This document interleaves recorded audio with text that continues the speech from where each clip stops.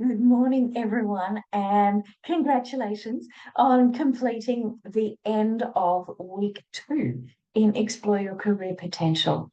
Can I just say again, such a heartfelt thank you for your authenticity in the way that you're engaging in the discussions. I would love for you to contribute even more in sharing with each other, in commenting on each other's post. Thanks, JJ, for the acknowledgement that I am taking time to respond to everyone's post. That goes for those who are running a week behind, maybe even 2 weeks behind. I always look at previous weeks. I would encourage all of you actually to go back and review everyone's texts, particularly if you were one of the first to comment on a particular week or a particular discussion, because the depth that we're engaging in is really critical. I don't think anyone's been surprised by their personal strengths and values, but you've been really explicit about, I've needed that reminder that I'm actually pretty awesome, even if I have some research skills that are still in training. We're not using training wheels for anything other than how to become better researchers.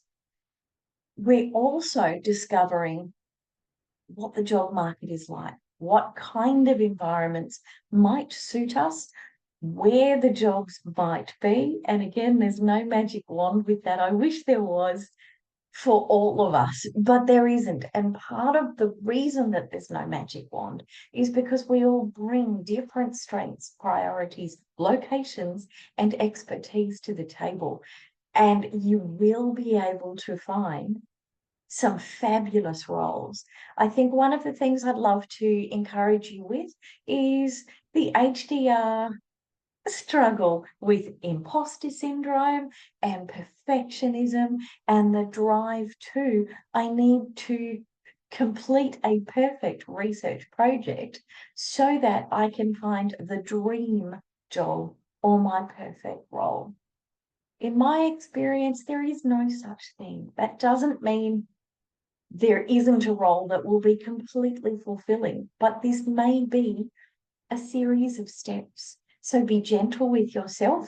If one role doesn't meet all of your objectives, as long as it meets the need for, does it sustain me? Does it fulfill me? Does it grow me for now, so that the next role I find is even closer to where I want to be?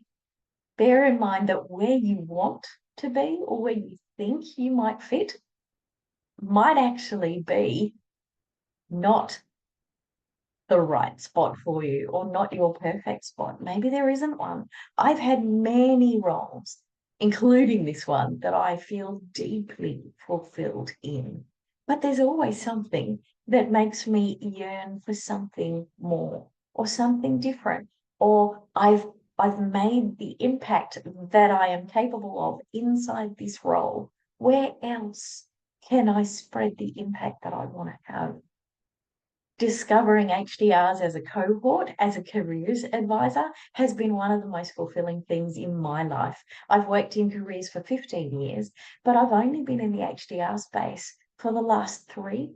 Right now, I don't ever want to leave, because I think emerging researchers are the most fascinating, humble, and incredibly inspiring individuals. So thank you for giving me the chance to work with you. This coming week is all about networking.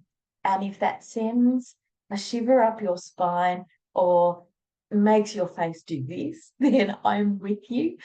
The concept of networking is one that we're often very uncomfortable with. Introverts, socially awkward, and those who have something of a disdain for irrelevant small talk. I am all of those things. You may or may not feel the same way as me. If you are an expert networker, I really encourage you to give us all as many tips as possible during the week. But I am here to encourage those of you who do feel a little like me, that you are expert networkers, even as an introvert, even as a socially awkward human. Do you know why? Because we're better at listening. So all we have to do is ask the right question and let other people do all the talking. Then if they ask it to us, we are in a better position because it's not an unexpected question because we asked it. It's much safer to engage like this. So I would encourage you perversely to lead networking conversations, because when you lead, you get to ask the questions, not be faced with answering them.